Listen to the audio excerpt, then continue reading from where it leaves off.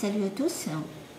Entre nous soit dit, allez-vous regarder sur le petit écran le mariage du siècle, le mariage illicite du siècle. Moi, ça me fait un peu sourire, tout ce folklore, cette idolâtrie, c'est incroyable. Je ne sais pas si ça a commencé, là, à la cérémonie, mais il y a des millions de gens dans le monde entier qui vont regarder ça comme si c'était un match de foot, comme ceux qui vont au match de foot. Et cette alliance complètement, oui, illicite qui a été autorisée, mais moi je peux vous dire que si ça a été autorisé, c'est dans un but bien, c'est un objectif bien précis qui est à atteindre, hein, vous avez compris. Parce que ça, jusqu'à présent, ça ne s'est jamais vu. Hein, une roturière qui épouse un prince, il fallait respecter les lignées, une question de sang, il ne fallait pas les mélanger, ça ne se mélangeait pas, tout ça c'était très compliqué. Le mariage des princes et des princesses, c'est très compliqué même. Et bien souvent, ce n'était pas des mariages d'amour. L'amour n'avait rien à voir avec ça. C'est des mariages de convenance, des alliances entre les peuples, Et là, je pense que c'est un petit peu ça, même si peut-être qu'il y a des sentiments, parce que maintenant les choses ont changé, le monde moderne, hein, voilà, il faut évoluer avec notre monde moderne, mais attention, c'est très révélateur quand même, hein, parce que, je ne dis pas qu'il n'y a pas d'amour entre eux, il y a probablement de l'amour entre eux, quoique on ne sait pas trop...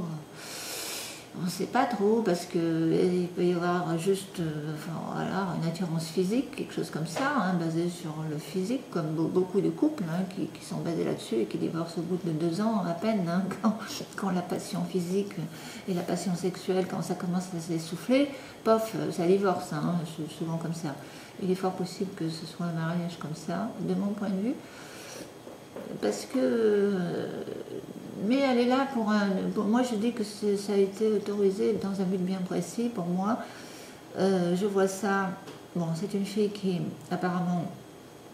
Je ne suis pas sûre que ce soit une grande intellectuelle, hein, vu son parcours cinémato... et les séries télévisées dans lesquelles elle a tourné. Séries policières, etc. Je ne suis pas sûre que ce soit très philosophe non plus. Mais c'est une féministe extrémiste. Et je fais bien la différence entre féministe, hein, parce que je le serais moi aussi un peu quand même féministe, hein, sinon on serait toujours en égal arrière-plan, hein, comme dans certaines communautés, avec un voile sur la tête, donc je suis quelque part un petit peu aussi féministe, mais pas féministe extrémiste, qui veulent rivaliser toujours avec les hommes, et toujours l'égalité en tout, voilà, le féminisme, les femmes doivent être dans l'armée, de partout, enfin, occuper des postes de mecs et tout ça. Non, moi je ne suis pas spécialement pour, et d'ailleurs ça crée énormément de problèmes, mais bon, je ne vais pas faire trop de digressions, je pourrais en parler pendant 20 minutes de ce thème-là, et vous montrer tous les exemples, tous les problèmes que ça cause. Hein, quand on veut trop d'égalitarisme, je pense qu'effectivement l'homme et la femme sont complémentaires, et puis voilà, c'est tout, et puis chacun son rôle, mais ça ne veut pas dire qu'il faut dévaloriser, etc. Il faut dévaloriser les femmes au profit des hommes, non.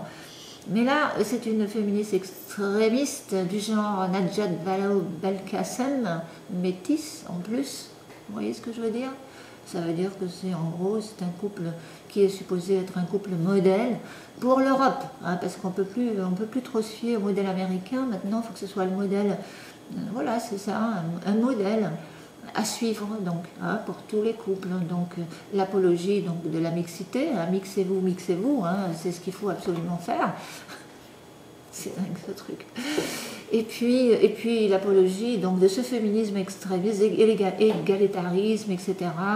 Et forcément, c'est un mariage, visiblement, où ils ont invité... il y a des privilégiés à ce mariage. Hein, il y a les associations, comme par hasard, Soros et compagnie, certains oligarques qui donnent 50% de leurs bénéfices, j'ai lu ça quelque part, hein, aux associations qui sont payées donc pour promouvoir une idéologie, l'idéologie de la gouvernance mondiale. Hein, vous avez compris, de cette espèce d'utopie. Enfin, quand on dit mondial, il ne faut pas rêver l'envie. Moi, je ne pense pas qu'ils vont y arriver de toute façon, mais parce qu'ils auront de la résistance en face d'eux. Mais en tout cas, c'est ce qu'ils essayent. Ils essayent d'influencer toujours et encore le peuple. Ce n'est ni plus ni moins du conditionnement psychologique pour les moutons. Désolée de le dire, pour ceux qui ne sont toujours pas conscients, je vais éviter le terme éveillé, mais conscients de certaines réalités, et qui se laissent piéger par ce faste, par tout ça, c'est romantique, etc. Et ils rêvent, ils s'identifient à ce couple la plupart, et puis voilà, c'est tout.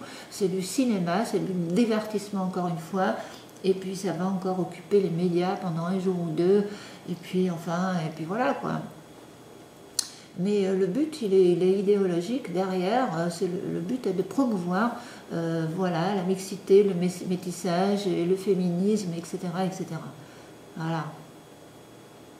C'est parce qu'elle va s'occuper de l'éducation dans les écoles, et je pense qu'elle va, enfin je dis ça, je me trompe moi, mais il me semble qu'elle va s'occuper de toutes ces histoires-là, un peu comme la Nadja Valo, Belkacem. Alors, bon, je ne suis pas sûre que ce soit une bonne chose, et je ne suis même pas sûre que les Anglais qui font cocorico aujourd'hui vont peut-être déchanter incessamment sous peu, et vous allez voir. Enfin, moi,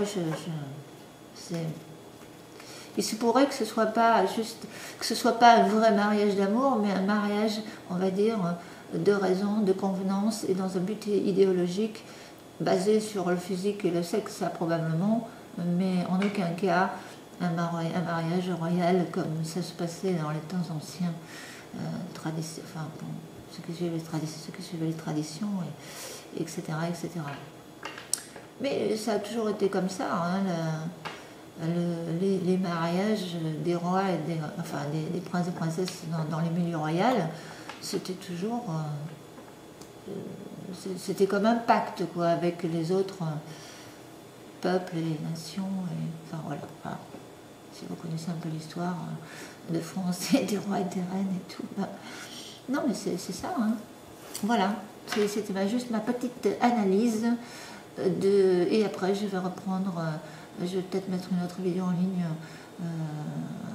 ce soir ou demain, enfin, je ne sais pas encore, sur un thème qui est une prédilection, qui me tient à cœur. Totalement différent. Allez, merci pour l'écoute. À bientôt. Un peu superficiel aussi, n'est-ce pas? Ça ne veut pas dire que je ne suis pas consciente, croyez-moi. Ok.